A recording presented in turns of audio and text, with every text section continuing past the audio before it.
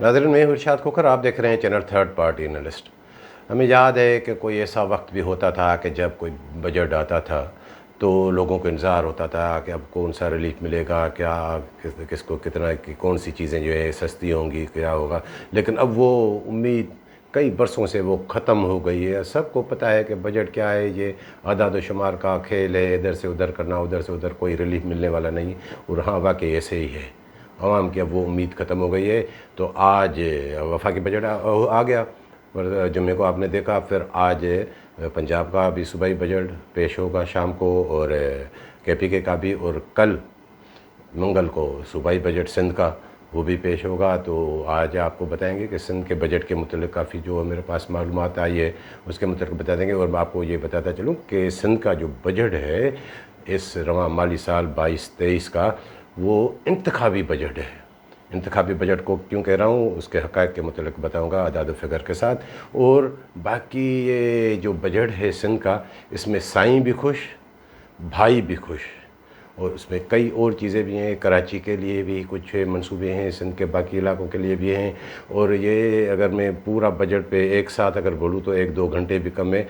तो कोशिश करेंगे कि इस वीला के बाद आज ही शाम को 6 बजे तक कोई और वीलाग, उसमें भी आपको हक़ाइक़ बताएं। बाकी बजट का जहाँ तक मामला है कि अवाम की, जैसे मैंने आपको बताया कि उम्मीद क्या होती है, अवाम को इसी से सरोकार नहीं होता है कि ये कितना हुआ, क्या हुआ, कैसे हुआ। तो अवाम का तो यही होता है कि हमें रिलीफ़ क्या मिला। और इसमें आपको मैं बार बार बताता चलता हूँ कि आटे का मामला, तो आटे का मामला तो बड़ा अहम है। इसके मतलब भी बताएंगे कि अब एक तरफ बजट और 5 रुपये किलो जो है एक हफ़्ते के अंदर फिर आटा महंगा हो गया है। बाकी सरकारी मुलाजमीन की तनख्वाहों में भी इजाफ़ा होगा, और कैसे होगा, पेंशन में भी इजाफ़ा, और मिनिमम वेज उसका मतलब क्या, कोई इस बाबी हुकूमत सिंध कोई ऐसा करेगी कि जो है पंजाब फेडरल गवर्नमेंट से हट के कोई ऐलान करे या तनख्वाहों में। तो वो दोस्त जिन्होंने अभी तक हमारा चैनल सब्सक्राइब नहीं किया, सब्सक्राइब करें। वीडियो अच्छी लगे तो दोस्तों के साथ शेयर ज़रूर करें। नाज़रीन, सबसे पहले मैं आपको बताऊं कि सिंध बजट के मतलब जो मेरे पास अभी तक जो है मालूमात आई है, काफ़ी मालूमात मेरे पास आ चुकी है, लेकिन वो जैसे मैंने आपको बताया कि एक साथ तो बड़ा वो लंबा चौड़ा हो जाएगा मामला।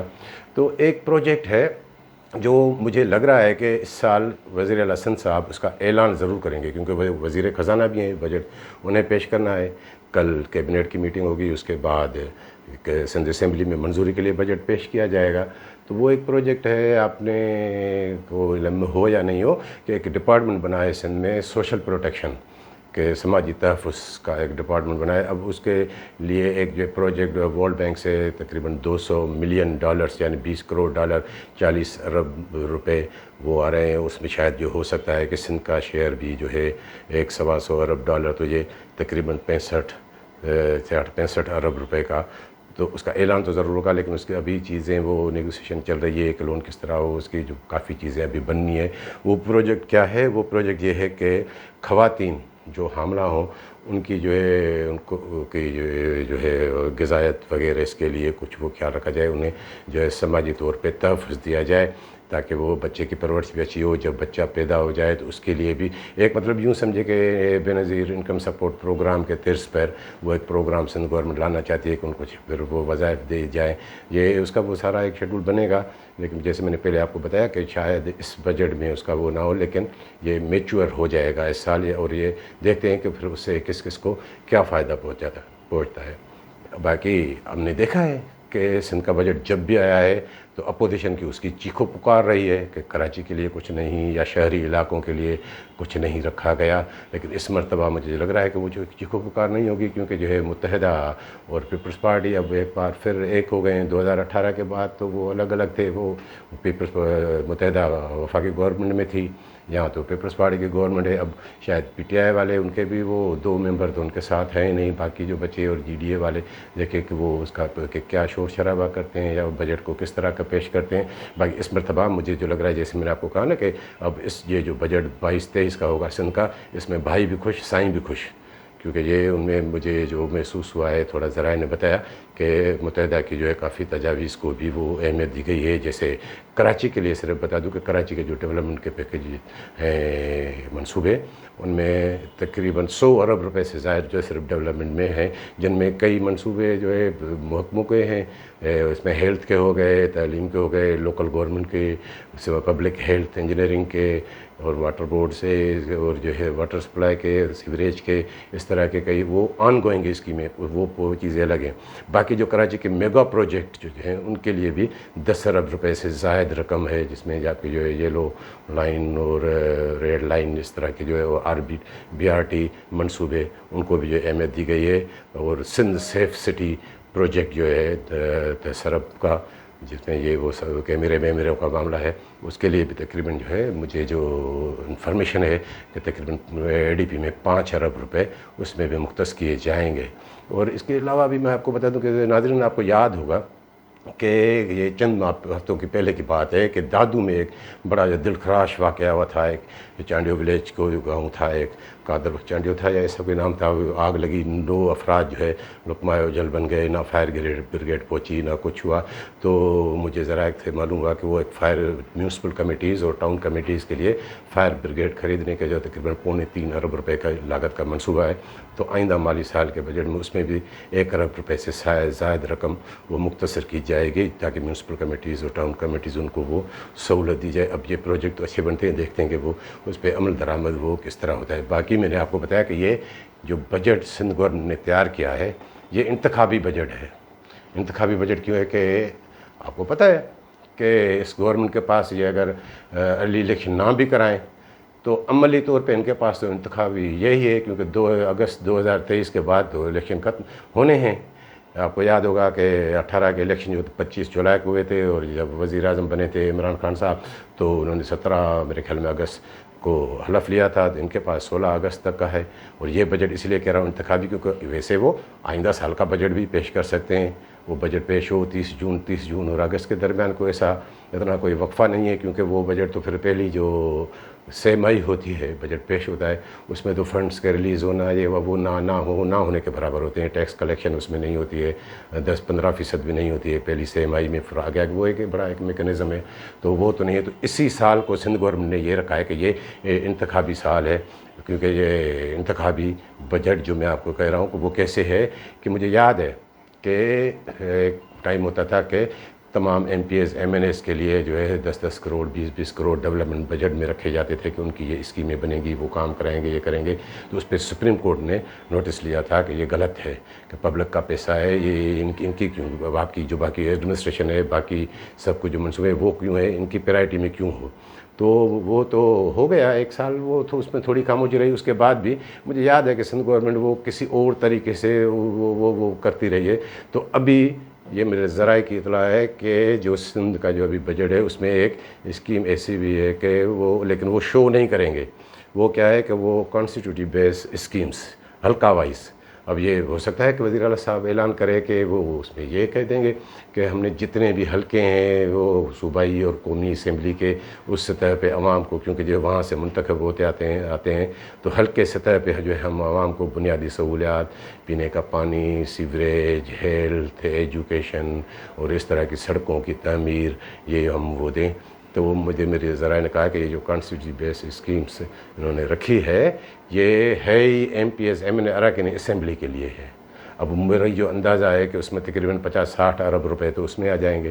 اب وہ الگ اسکیم نہیں ہے، کوئی بھی الگ سیکٹر آپ کو بجٹ میں وہ نہیں آئے گا نظر. مجھے ذرائع نے بتایا، میں نے اس میں معلوم کیا تھوڑا لوکل گورنمنٹ والوں سے بھی، تو انہوں نے کہا کہ ہاں ہمارے پاس بھی جو ہے ایسی کئی اسکیمیں ہیں.